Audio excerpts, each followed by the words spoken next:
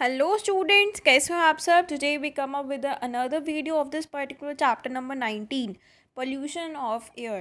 So we have completed this chapter in the previous video. If you didn't watch yet that my video, so please go through my YouTube channel and subscribe to my YouTube channel so you can't miss out my all the upcoming video. So let's get start with the video. So first of all हमारे पास है fill in the blanks. Fill in the blanks में क्या है? Dash and dash gases dissolve in water to form acid rain. तो कौन कौन सी ऐसी gases हैं जो एसिड रेन फॉर्म करती हैं वाटर के साथ डिजॉल्व होने के बाद? So first is nitrogen dioxide. Nitrogen dioxide and second is sulphur dioxide.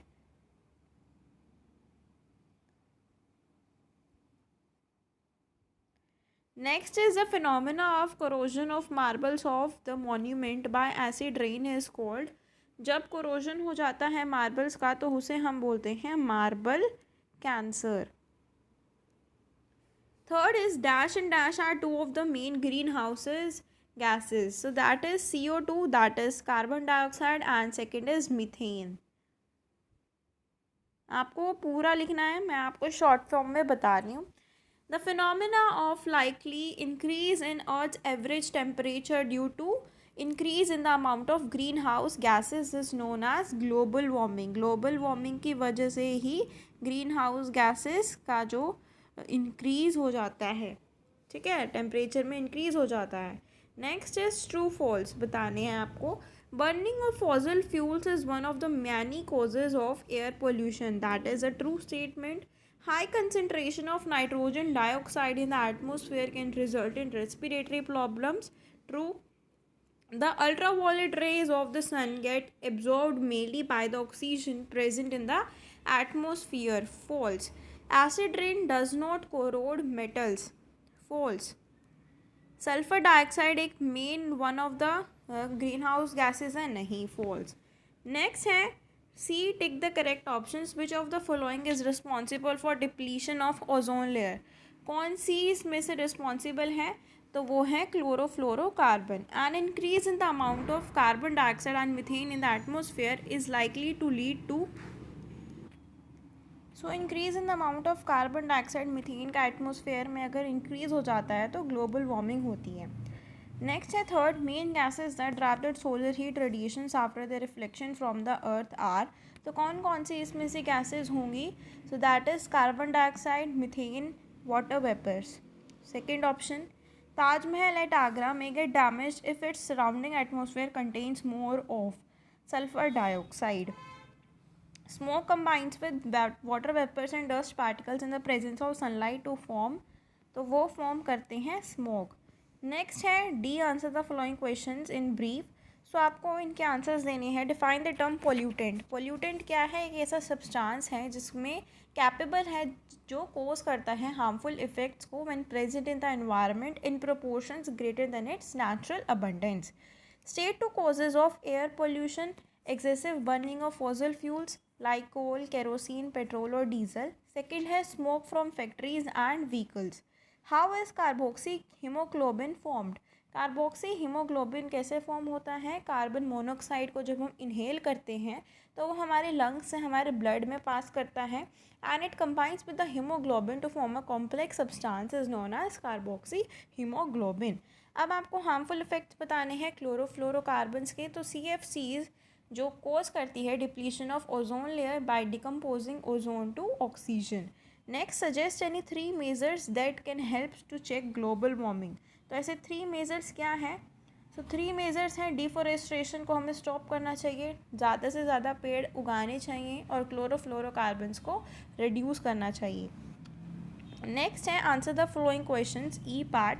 Give the meaning of the term smoke and list it's harmful effects. Smoke का आपको मीनिंग बताना है और उसके हार्मफुल इफेक्ट्स बताने हैं. सो फर्स्ट क्वेश्चन का answer क्या होगा? In winters a thick fog like layer envelope करती हैं एटमोसफेयर पर. इस लेयर जो होती है स्मोक और फॉग से कंस्टिट्यूट रहती है. सो जब smoke oxides of nitrogen combine करता है एयर पॉल्यूटेंट्स और फॉग के साथ तब वो स्मोक में कन्वर्ट हो जाता है. इसके हार्मफुल इफेक्ट्स क्या हैं? It leads to diseases related to lungs and it prevents the sunlight from reaching the earth. This affects the normal functioning of the plants. तो ये हमारे इसके causes हो गए. नेक्स्ट है write a short note on acid rain. Acid rain पे short note लिखना है कि excessive carbon dioxide, smoke, nitrogen dioxide जब एटमॉस्फेयर में रिलीज़ होते हैं तो वाटर के साथ कॉन्टैक्ट में आके this results in the formation of sulphuric acid and nitric acid and these acids then fall down with rain, तो वो एसिड रेन में कन्वर्ट हो जाते हैं. This is your second answer. ठीक है. थर्ड क्या है, list the main causes of the increase in concentration of green house gases in the atmosphere. तो मेन कॉजेज़ क्या हैं जिसकी वजह से ग्रीन हाउस गैसेज का जो इंक्रीज़ है वो हो जाता है. सो मेन कॉजेज़ हैं coal and wood when burned as domestic fuels, वो कार्बन डाइऑक्साइड गैस को एटमोसफेयर में रिलीज़ करते हैं. Second, thermal power plants use the heat produced through burning of coal to generate electricity, and this leads to enormous release of carbon dioxide and carbon monoxide gases into the atmosphere. thermal power plants की वजह से भी ये होता है. Third है indiscriminate deforestation कोज करता है imbalance concentration of carbon dioxide जो कि एटमोसफेयर में प्रेजेंट होता है. अब फोर्थ क्वेश्चन की तरफ चलते हैं. State the likely consequences of an increase in the green house effect. अब consequences of green house effect के बारे में बताना है.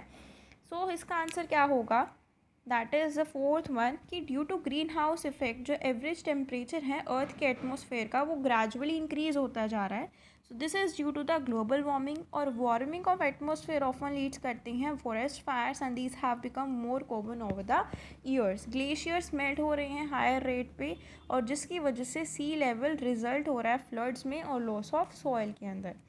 Next and the last question is write any 5 methods that can helps to control the air pollution. तो आपको 5 methods बताने हैं जिसकी हेल्प से आप pollution of air को कंट्रोल कर सकते हो.